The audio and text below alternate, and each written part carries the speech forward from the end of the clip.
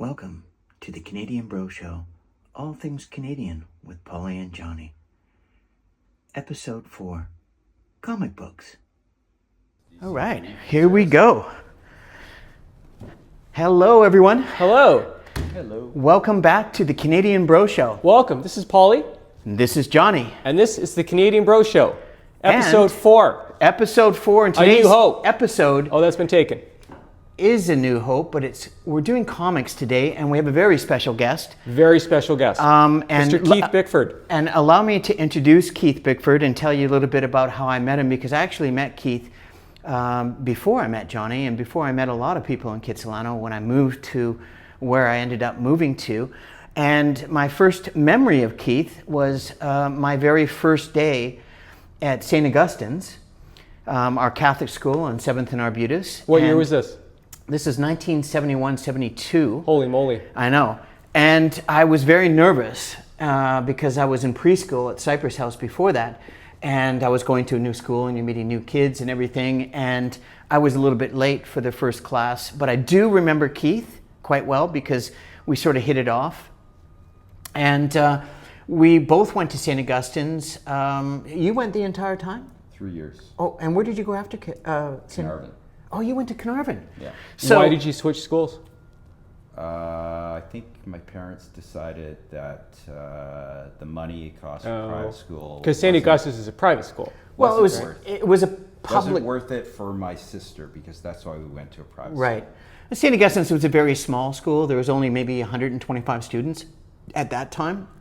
But we had a uniform, and my mom, you know, our family was raised in Catholicism, and she wanted me to go to a private school or a Catholic school, if you will. And the St. Augustine's Church was just a block away, which I really enjoyed. Keith and I, we'd go actually in St. Augustine's on Fridays. After lunch at 1 o'clock, we'd go to the church for 2 hours of Catholicism. Sitting in the pews. Wow. That's Sitting in the pews and telling all the priests and the nuns, anybody that would listen, all of our terrible confessions. You know, like 7-Eleven maybe pouring a little too much into the Slurpee container and then taking a big sip and then pouring it again. I always wondered about that. Yeah. It's like you can misbehave all week long, and then you perform the ceremony and you're cleansed of your sins. So what does that mean? You can go back to behaving badly for the rest of the week? They didn't care, and I kept on doing it, but I realized it was probably I'm saying not this respectfully, appropriate. but it just doesn't make sense to me. So anyways, the reason why we invited Keith Bickford today was not only I had the pleasure of meeting him and knowing him for almost 53 years. It was quite remarkable. All of us know each other for over 50 years. And I think that's quite rare in itself, really. It is. Yes. And the fact that we're still here and breathing is actually fantastic. We must be doing something right. We do. And so we would like to interview Keith. Basically, the first question, Johnny, you want to ask Keith is... Sure. Well, I think that Pauly and Keith and I, when we were kids, we grew up with a very strong affinity for comic books. We were way ahead of the curve. And I want to ask Keith, do you remember your very first comic book? Believe it was an Avengers Wow. comic. I think it was number 145. Just remember That's a the deep cover cut. had the character called the Hangman Okay. in it. That was that's the first comic I can remember. I mean, Okay. I remember reading like comics when I went to doctors' offices. Right. and Oh, dental. that's a good call. Yeah, they were always You know. on the table, I mean, right? there's a Teen Titans comic. Very that dog-eared I and remember torn. Reading. It was probably in the 40s or 30s, but I can't. It's not like the first one I ever bought. Right. The Avengers comic is. And it is going back, 50 years. But the reason why we invited Keith, and we're really glad that he joined us, is because we wanted to provide content that is fresh. Every episode that we do a little something different.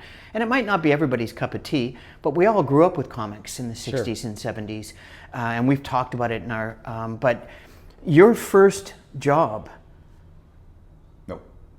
In the comics, in newspapers, but in terms of your first job in a comic shop. On 4th and Elma, right? Yeah. The first I comic was book. at Broadway, or 4th and Arbutus. Okay. Yeah. 1983, Right. I believe. Do you remember your first day? No, I don't. No? Actually. I don't. A friend of mine used to work at the store, and he moved to. Was that Ken? Edmonton. Ken? No. Well, I was friends with him because I played racquetball against him. But Keith is a very good racquetball player. He's a very good. I speak from experience. He loves Very athletic. racket sports. Yeah. He has excellent eye-hand coordination and footwork. And I was in badminton with him until Stan Lawson kicked me out of badminton. Really? And suspended me for the first 5 games Why? of basketball season that year. And that's the year we finished 7th in British Columbia, and it was the best in Kitsilano's history. But for the first 5 games, Mike Bashinsky, who's another old friend of ours, averaged like 36 points a game, but they were 0-5. Holy moly. So when we won our first game, was my first game back. And that's how I remember Keith, because Keith and Mike Bashinsky. He played badminton. Yeah. He was my doubles partner. I know. Yeah. You guys were awesome. You guys are really good. So that's another memory that's really cool. But we wanted to bring Keith because Keith, currently, you've been in comics. You've been running comic stores. You've been working in comic stores for how long? Yeah, since 1983. Yep. Basically up until about 5 years ago when the store closed. Right. But I'm working part-time at a new store. What's the biggest sale that you made? What's the one comic book that you sold to a customer that made the store the most amount of money? I'm curious. Back in the day, it was probably Amazing Spider-Man. Oh, really? #1. Wow. Yeah. And how much did that sell for? At the time, it was probably like $800. How many questions are you going to ask? It's I got we're tons. sharing this, dude. Well, okay. Well, you're up. Yeah, thank you. That's how it works. $800. $800 Wow. back then? Back then, which now would probably be worth about $30,000 or $40,000. Okay. And why did you find yourself gravitating towards, that was when you were graduating high school at Kitsilano. Why comics? Why the comic store? Did you just, it was epiphany? You just fall into it, or? I had friends. I mean, you. Yep. But I think I got into it in like. Johnny has friends. I want to say it would be like the late 70s is Right. when I started buying and collecting comics. It's like I read a little bit before that, but friends of mine, were like reading comics. So it was a way to Be a part of a social circle growing up. Did you ever feel stigmatized? Because I did. I always felt like reading comics was a of weird course. thing. It wasn't acceptable I have back in friends our day. Now, I have friends now that It was more acceptable then than it is You now. think so? I do. That like comics because of like the movies and stuff like that. Yeah. And they probably would have beat me up. Yeah. I did have that experience. Yeah, exactly. So it was Bullying, there was bullying in the 70s and 80s, 90s. I mean, it's I everywhere. think bullying is a constant. All three of universal us thing. were bullied. We all feel bullied. We were all sometimes. bullied growing up. But the difference between, I don't know about these guys, but the difference between me being bullied and probably them is I would actually fight back. He did. And I got into quite a few fights. And I have to say I won the vast majority of them. But the ones I did lose were catastrophic losses. Well, you stepped up to the plate. I had That's to. the main My thing. grandfather, I told him, I said, these guys are all trying to take advantage of me. And he said, Gramps, just line them up and hit them right in the nose. Do you want to ask shot. Keith another question? Absolutely. Okay. And to this day, have you always worked in the comic industry? Yes, pretty much. And so, and you enjoy it immensely. You still get satisfaction from it. Yeah, I mean, the work aspect of it can be sometimes tedious Yeah, or for sure. annoying, irritating. But like, the industry itself, it's like I still like enjoy reading the stuff. There's lots of good stuff. So yeah, I mean, it's just a form of escape, Absolutely. But yeah, it's I still read this stuff, still enjoy this stuff. I mean, it's so big. There's so massive, many titles. Yeah. That there's something for everybody. Yeah, for sure. If you want to, if you like that form of entertainment. And Johnny, go ahead and ask Keith. So Keith, I want to ask you about the speculation market of the 1990s. Now, in my opinion, and you may disagree with this, and that's fine, the 1989 Batman movie really brought comic books into the mainstream because magazines like Time and Newsweek were writing articles about comic books, And a lot of people read those articles and they saw, oh, Action Comics #1 is worth $1 million, and Detective Comics #27, the first appearance of Batman, is worth. So I'm going to invest in comic books like it's real estate or like it's the stock market. I want to ask you, Keith, as a retailer working during that time, what was it like for people coming into the store?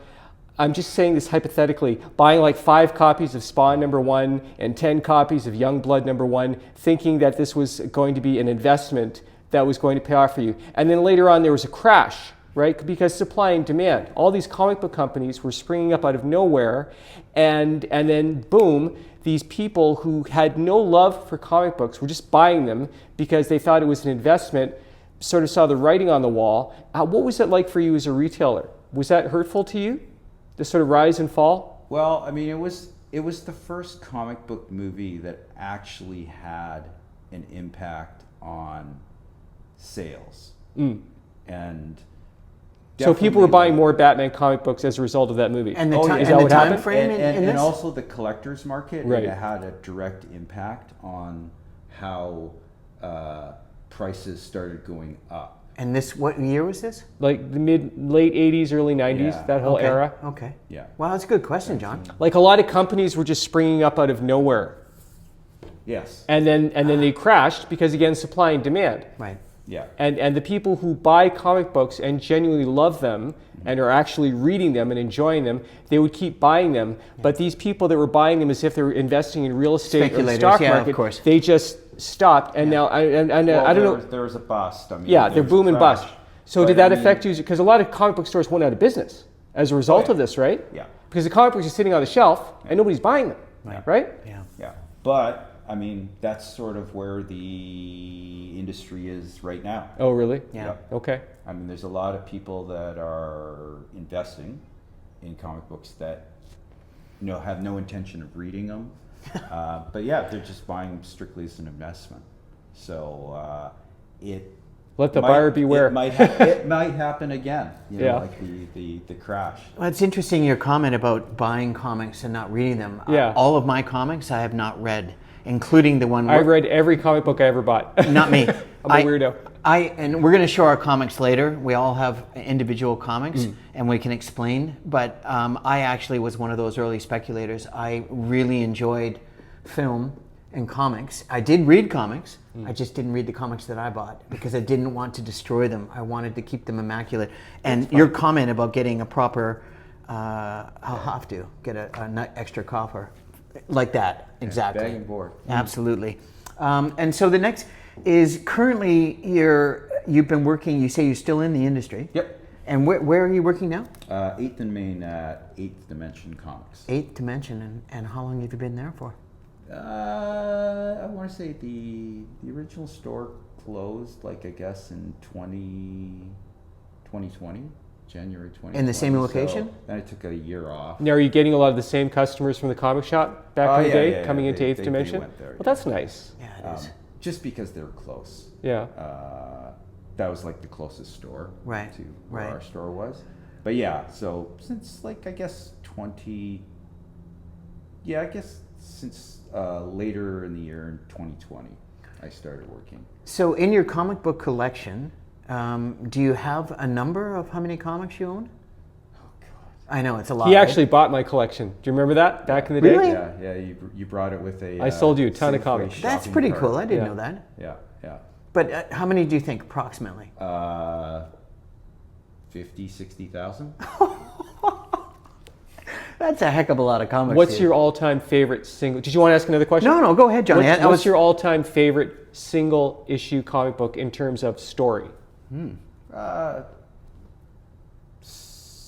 Cerebus #1. Oh, Cerebus. That's a deep cut. I've never read a Cerebus comic book. Cerebus the aardvark. He's an aardvark. He's like a Conan kind of thing. It started off as a parody of Conan the Barbarian. Wow. And the writer was very politically incorrect, as I recall. Yes. Yeah. Oh, yeah. Very It's a outspoken. That's a correct term. very I like male. that. Alpha male. It's a family show. It's comics, so Yeah. you know. I But like. yeah, no, I it's like like- the wording, Johnny. 5 years ago, I sold my Cerebus one that I bought from the comic shop in 1978. Paid for my trip to Europe. Oh, that's Is pretty he cool. Canadian? Dave Sim is his name, right? Yeah, he's Is he Canadian. Canadian? from Kingston, Ontario. Happy Canada Day, by the way. We should mention that. Canada Day weekend, eh? Happy Canada Day, eh? Yay. How's it going? Ya hosers. Aren't we lucky to live in a country where we have freedom? Well, Right? for now, Mr. Optimist. Oh no, we'll do a show on everything. It's all things Canada. We try to do everything on Canada because it used to be a great country. It's still Cerebus is a great choice because it's Canadian. Yeah, it's still hanging on, and we're all Canadian and we're all friends. And it's Canada Day tomorrow, and it seems once again in Vancouver, there's not really anything happening. Hopefully, at least we have fireworks. I know they've canceled fireworks. Kits Beach usually has fireworks for Canada. They do, but that's not the Canada. I'm going to talk about the 5 sails at the Pan Pacific. I can Canada watch it Place. from my balcony. Yeah, Didn't Canada they get rid Place. of that a few years ago? They got rid of it, then they brought it back, and then people say, "Oh, not in my backyard. Vancouver's not fun," and then they brought it back, and then it's just we have this reputation of being a no fun city, and it used to be a very, very fun city. I guess I don't go out anymore. I don't know if any of us go out anymore at our age, but anyways, it's about comics. So if there was, out of your 60,000 comics, is there one comic that is the most expensive comic that you own? That was it. That was the service, and that's the Cerebus one you sold? That's amazing. So what did you get that? Like, what did you get for it back then to give you your trip? I paid like $1.25 for it. Wow. And I sold it for $3,000. Holy Wow. moly. Wow. That's quite a profit. And was the issue itself, was it mint? Was it 10 out of 10? The guy sold it to got it graded, and it got a 9. 9. But I got Dave Sim, the creator, to sign it. Wow. Wow. Probably like 20. So if a creator 25 signs a years ago. comic book, that jacks up the Oh, value, absolutely. right? But how do you... But he said it was probably the best, one of the best condition ones he'd seen. Right. So So- it had poor like printing quality Oh, back wow. when it came out. So. Right. And that was a common thing. One Yeah. quick question, Johnny, with regards to the grading. I collect basketball cards, of course. I collect sports cards, but mostly Jordan. basketball. I got some Jordan ones. Yeah, I found out recently. I found this binder, and I went through all my cards. And I know it's not comics, but the grading is what I was curious about. When you grade comics, we're going to show you our comics later, and cards. Pretty much the same thing. It's about trying to find something that's really pristine and it's been cut, and the printing and the ink and all of those things can come in. And my point is I went across, I have thousands of these cards, and I was bored, and I cracked open a bottle of wine and went through every single one of my cards, and I was shocked how many decent cards I had, but I had no idea what they were worth. And which we're going to ask you about these cards and what you think and how you grade in the profession. And in the sports card profession, it's very, very succinct, and there isn't any. There's variance. It can be a 9.5, there can be an 8.5, Right. or it can be a 10, and you want the 10, or it can be a limited print. I mean, there's so many different things, right? So a lot of people don't know and don't understand why. I don't read my comics, but I love my comics, like my dog. Except comics a lifetime. Dogs are good for 10, 15 years. Not really the best analogy, but... I just sent my 3 Wayne Gretzky rookie cards. No to way. Heritage Wow. Auctions. And you bought those right when they first I bought came them out? when they came out. I actually know who Did that you buy is. the box or just the set? Boxes of stuff. And you just bought them to get the Gretzky rookie? Yeah, He's I a have hockey like player, 5 or right? 6. Wayne I have Gretzky? 5 or 6 Oh of them. my but- God, but you're I just joking, sent- right? Did you hear that? Not a sports but I do know who Wayne Gretzky is. My God, I mean, the first time I saw Gretzky, I saw him skate, and I was like, what is wrong with this guy? He was gliding effortlessly. Like the Silver Surfer, It was like the Silver Surfer. Beautiful. bringing it Beautiful. together. You got another question, John? I have a question for Keith.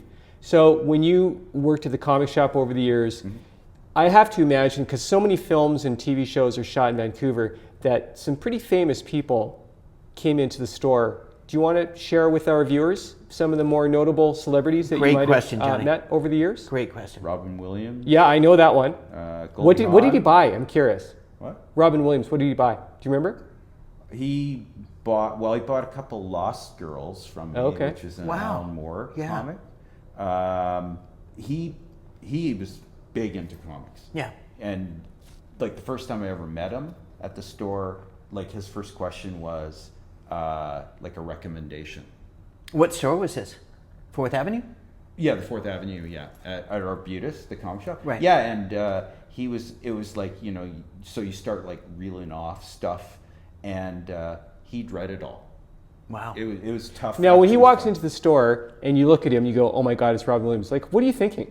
Are you losing your mind? Or are you totally cool? No. He's like- Are you just like another customer? It's, Not starstruck? You want to respect their Keith's not stuff, starstruck. but No? It was fun. It was funny. Like whenever he bought like toys for his kids, but it was funny. He had like a gopher that would like after he purchased something, gopher would like come off the street, Like Yeah. an assistant? pick up the stuff and then run away. Yeah, like you an know? assistant, a personal assistant. While he would like Yeah. talk and stuff like that. It was pretty good. But Yeah. yeah, it's like Kurt Russell. Oh, wow. Goldie Hawn. That's amazing. Well, they live in Vancouver, right? They have a no, place. his They have a son, place. their son was Yeah. playing goal.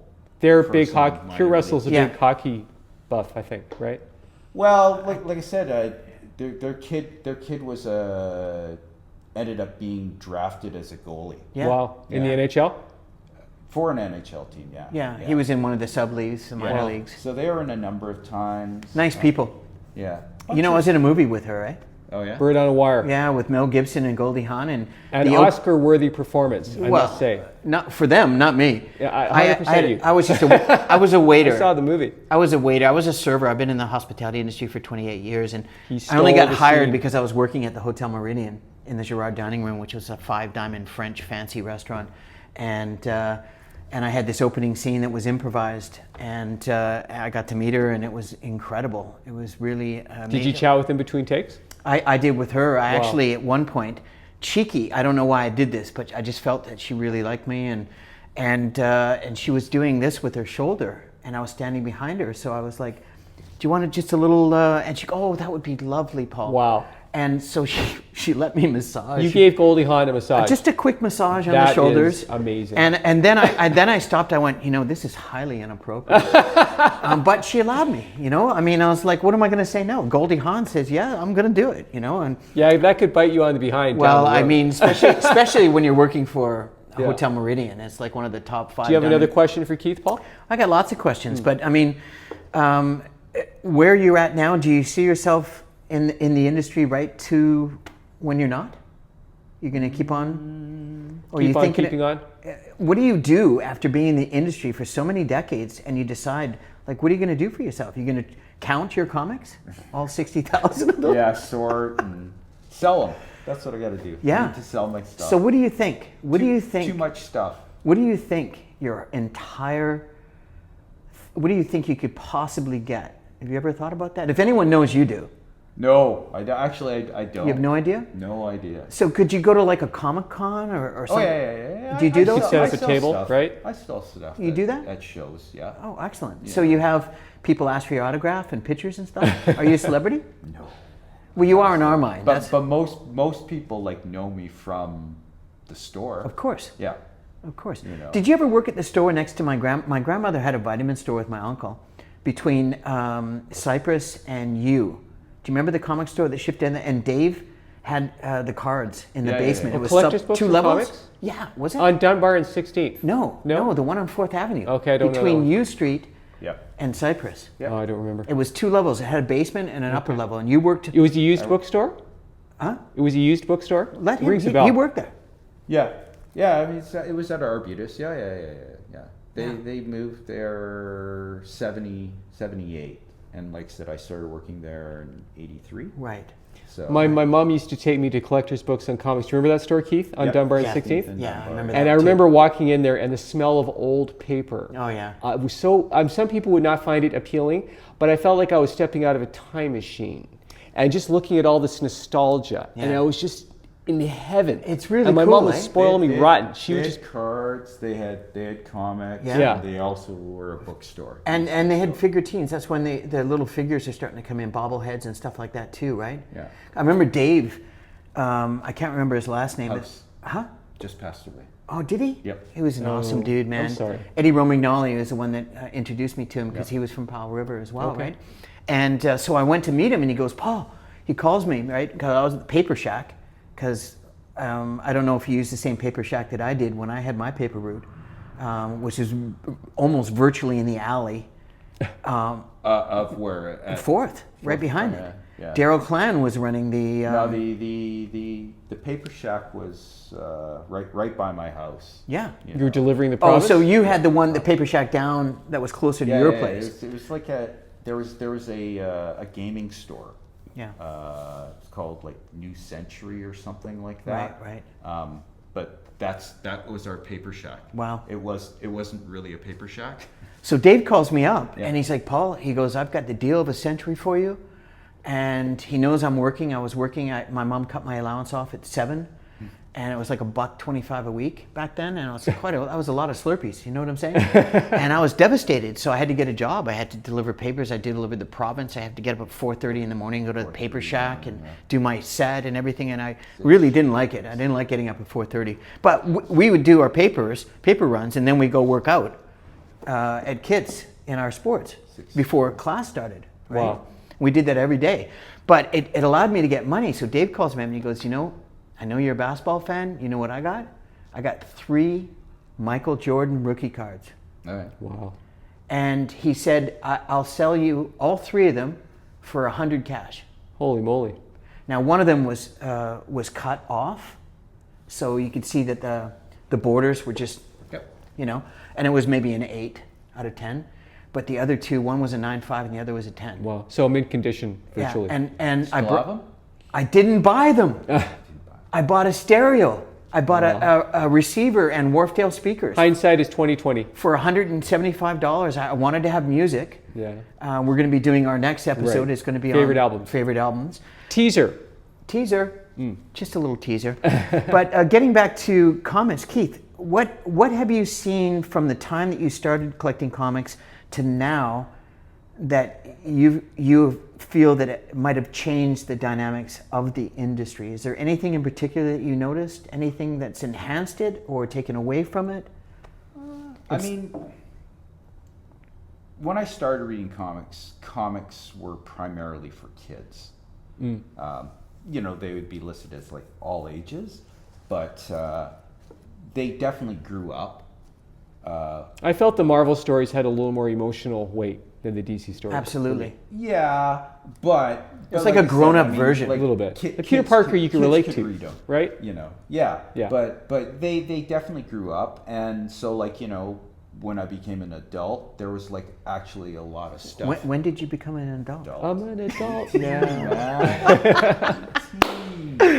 We're all works in progress. Yeah. No, It's called evolution. I call it late bloomers. To the nth degree. Late bloomers. I'm a and late better bloomer. late than never, right? Yeah. I mean, Keith was more mature than both of us. Keith was and is ahead of his time. Oh, most definitely. He was Absolutely. always mature, always calm, level-headed, loved to laugh. And but pithy, yeah, whatever that means. I have no idea. Me too. But I like the word though. we both walked to St. Augustine's, and so sometimes I knew the way that Keith walked, which is more often than not probably Fourth, but I like to walk up the side streets as well. I'd go up Vine from mine because I was at a different Belfour Rentals than you, but only a few blocks away. And sometimes we'd meet. Yeah, and then I moved. Yeah. Aw. Yeah, that was. Did Then I you had now to take when a Keith short started going bus. to Carnarvon? Did you guys keep in touch, or not? Well, we knew of each other. I saw him playing sports. Yeah, basketball. Oh, right. And Oh, that's but nice. also we went to the same high school together too, because We all did. you got Louis and his brother with General Gordon. Then you got Keith over at Carnarvon. A lot of the Carnarvon guys used to go to PW or Bing because it was 16th was the border of kids back then.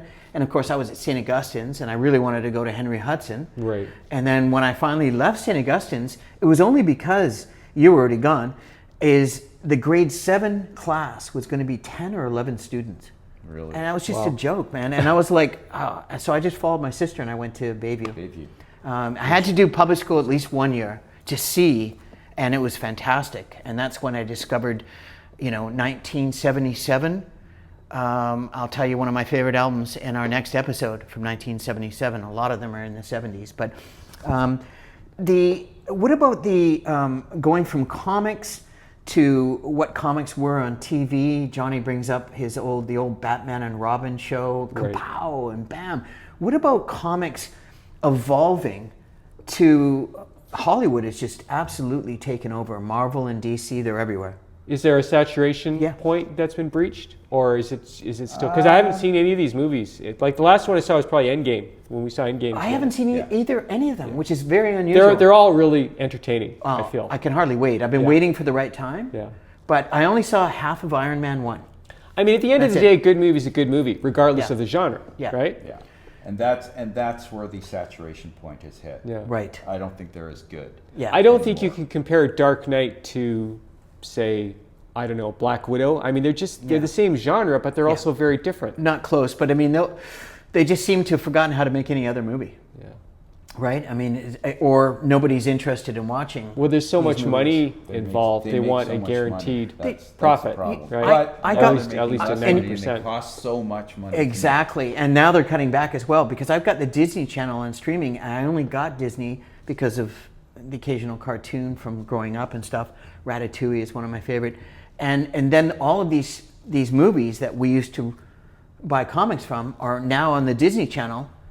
And Did you watch any of the Marvel TV shows? I haven't seen I any of watched them. the first episode of Moon Knight in Australia, and I thought it was really amazing. Really? But not enough that I Is would it continue worthwhile watching. to check it out? Is And I there- saw the first episode of Hawkeye. It was really, really, really fun. Hawkeye. Can I ask Keith a question? Yeah.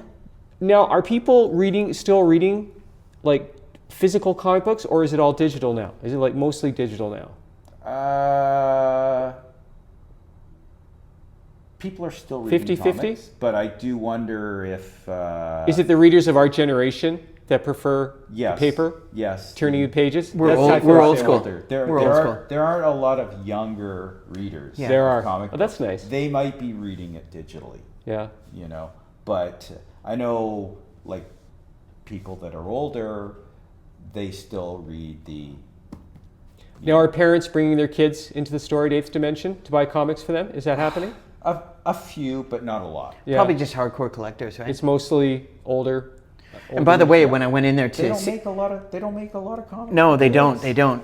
But when I went in to see a store and to ask Keith if he would join us on this today, the first time I walked in there was that smell you were talking about. Yeah, it's great, right? It is. Yeah. It was just like it brought me back to all those comic book stores Yeah. in Kitsilano. It's back a wonderful growing up. association. It's so many good memories. Yeah. And really happy to have you here. Thank you, Keith. Really happy to have you guys back. Thank you for watching. The Canadian Bro Show. Thank you for your feedback. Please subscribe. Please like.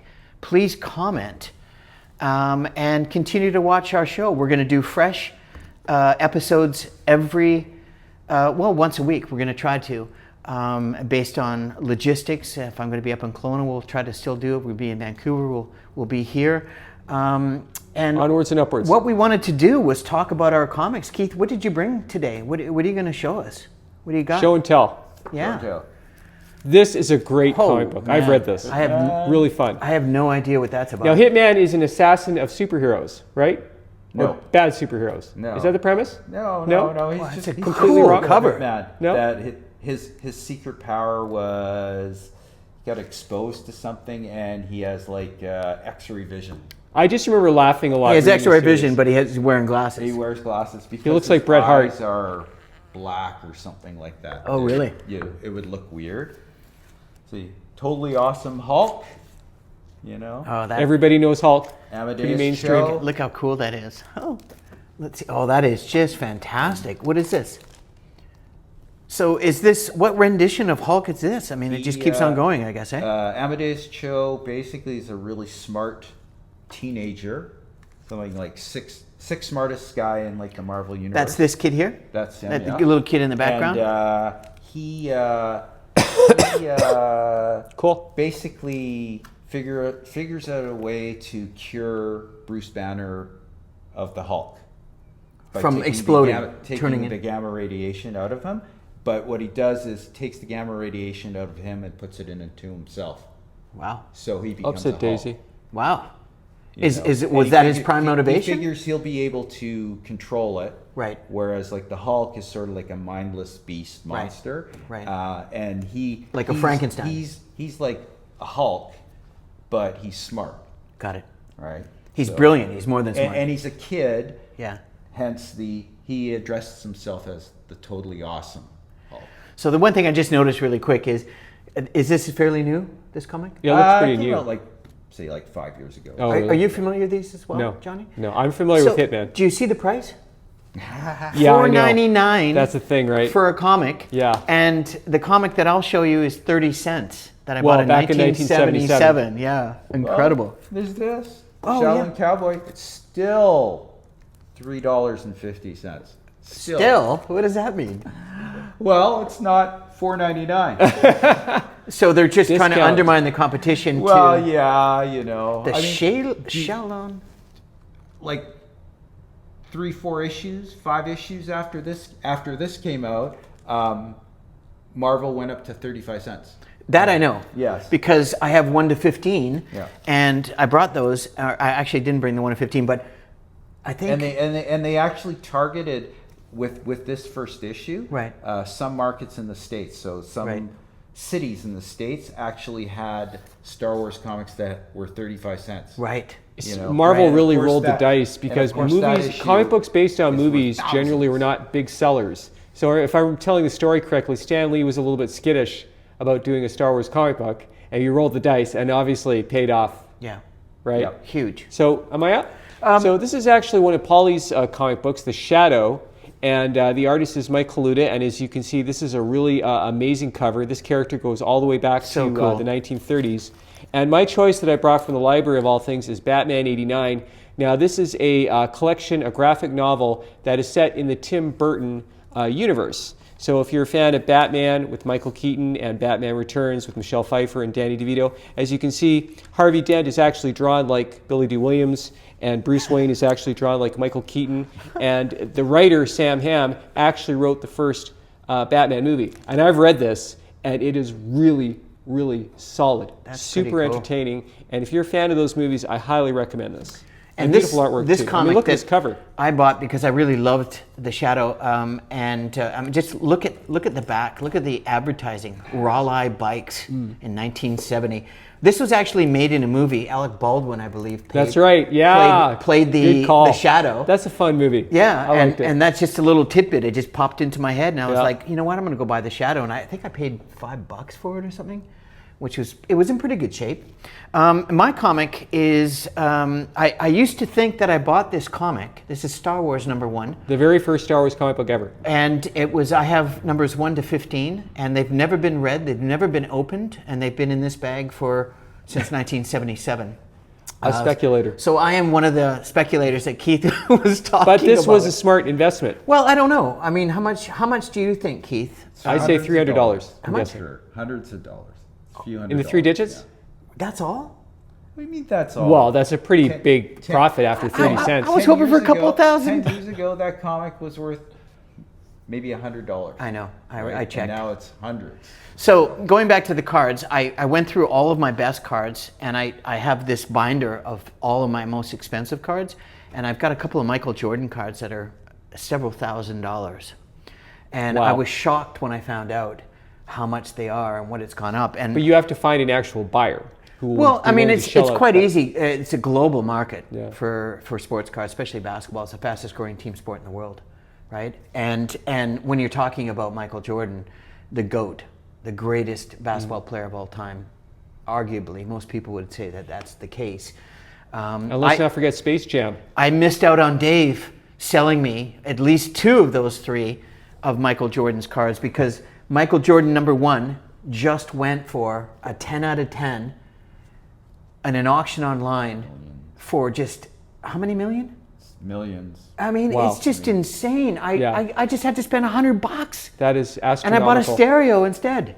How much is that stereo worth? Live and learn. I lost that Is it stereo. in a landfill? Probably, yeah, unfortunately. Can but I ask you guys a question? please. Do you remember those Treasury editions? Do you remember those huge? They were like this big. Yeah. And I remember there was one where Superman and Spider-Man Fought. appeared in the same comic book. One character from DC, one character from Marvel for the first time. And I remember my mom taking me into that little grocery store on 3rd Avenue. And when I saw this on the shelf, it was $1, which was an insane amount of money for a comic book back in the day. And that was the first time they did that, where they crossed over? Yeah, they crossed over. The writers and the artists at Marvel and DC teamed up to create this production. And I must have read that about 100 times. It was so amazing to see these two characters teaming up for the first time. That's really cool. I did not know that. And they did Batman and the Hulk. Yeah. Was another one that they did. And of course, Teen Titans and X-Men. Now Marvel is there. Avengers Affinity or whatever. You've got 12 superheroes all fighting some monster beast. I haven't seen it, but I want to see it. Yeah. It looks fantastic. Endgame is really a nice. I haven't seen that as well. Valentine. I'm really looking forward to getting into that it. series. I just wanted to get juiced, right? I mean, I knew by doing this I was going to get juiced, and I'm going to have to see them. And I've been waiting to see them. So you have to start with Iron Man. That's the first one. Well, I saw Iron Man 1, and Robert Downey Jr. Used to live in La Residence at the Hotel Meridian when he was filming in Vancouver. He's great. And that was when he first got sober. But he was actually still using back then. And Eddie Romagnoli, quick story, Eddie Romagnoli also was my neighbor at Balfour Rentals and went to Henry Hudson with Johnny and his younger brother Danny.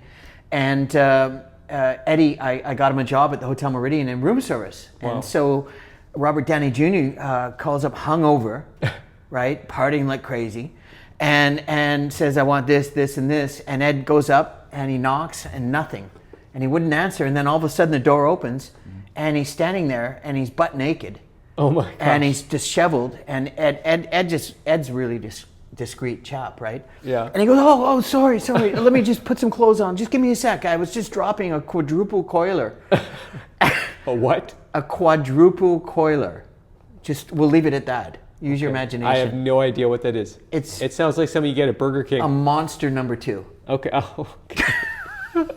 And he told him. So much for family friendly. Well, no, it's just, look, we all do it. It's just the way it is. It is. But anyways, it's just so many memories flood back when we do these. I think about every time I was going to the comic store, I'd see Keith and he'd be like, hey, Paul, how you doing? And it was like, here we are after all these years. It's really awesome. Cool. I really enjoy coming back. And what else did you want to show us, Keith? What do you got hiding under here? Oh, this is a graphic novel. Palomar. Wow.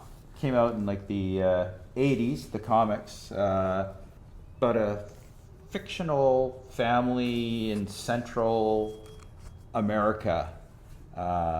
Just crazy hijinks of just this big, huge family.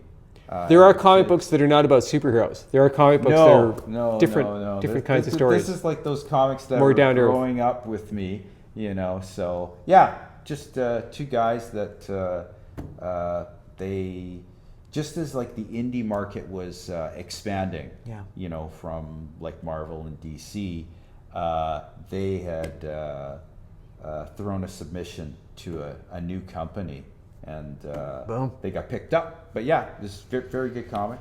It reminds me of, I had a book very similar in size and similar in that was the complete works of Dick Tracy. Oh, I had that. Chester You Gould. had that too? Yeah, I had that. I absolutely did. Amazing. It was. I have no idea where mine is. Those comics are so hardcore. Oh my God. I remember there's a scene of Flat awesome. Top. I shouldn't say this because we want to keep it family friendly. Very. But that writer was those stories were hard bitten. Totally. And Like what Dick I would do Tracy is I read the whole kind of thing, and when I go into them, in a and good there was way. a gun with somebody, and I would take my red felt, and I'd make sure the blood was just. Remember deep Batman red. from the 30s to the 70s? Yeah. Those books, those hard, and Origins of Marvel Comics by Stan Lee. You probably put your sports cards in your spokes of your bike. Right? No, I never did that. I actually, like these, my cards were actually, I put all the good cards, even the Michael Jordan and all the other ones, all the rookie cards I have, they're all in really, and some of them are hardcore, like the magnet ones. Right. You know what I mean? So it protects them.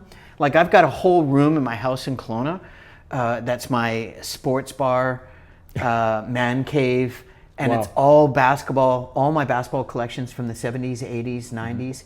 The Bale Cave. And when I go to Kelowna, I'll be doing Hoop Junkie YouTube channel as well for fantasy basketball sports, but that's a whole different thing. I just want to say we're gonna wrap this up. Okay. Because we're on about 45 minutes, which is really nice. And is there anything else, Johnny, before A pun. A pun? You A want pun. to do a daily pun? Yes. Okay. Here we go. Thanks, bud. I invented a thought-controlled air freshener. It makes sense when you think about it. Thank you. He's got more. He's got more. We'll save one for the next episode. Yeah. Do you have any puns? Tough audience. Fun. Yeah, I don't. I have buns, but I don't have puns. And we'll leave it for Johnny, because I think this is going to be something that we're going to be adding every episode, because Johnny's just got so many of these puns. Some of them are really witty, They're and punny. some are borderline horrific. But it's a very subjective interpretation. I understand that. But listen, I just wanted to say thanks again on Thank you behalf so much, Mr. Keith of Bickford. Johnny and Pauly. Well done. My name is Paul Bale. I'm that's John Leister. John Leister. And This that's is the Canadian Keith, Bro Show, episode 4. More to Keith come. Bickford is our first guest. Yes. And we'll hopefully bring him back at some point. We want to talk about growing up in Kitsilano in, We'll do a in the sequel. 70s. Part 2. Yeah. Keith and, Bickford. The saga continues. And really happy that you came by and spent your time. Thank you so much, Thanks for Keith. inviting me. Yeah, and Thank you. And if you ever want to learn about comics, your store again is called? Eighth Dimension. And it's in Vancouver. It's in and Mount Main. Pleasant East, 8th and Main. 8th and Main. And there's a website.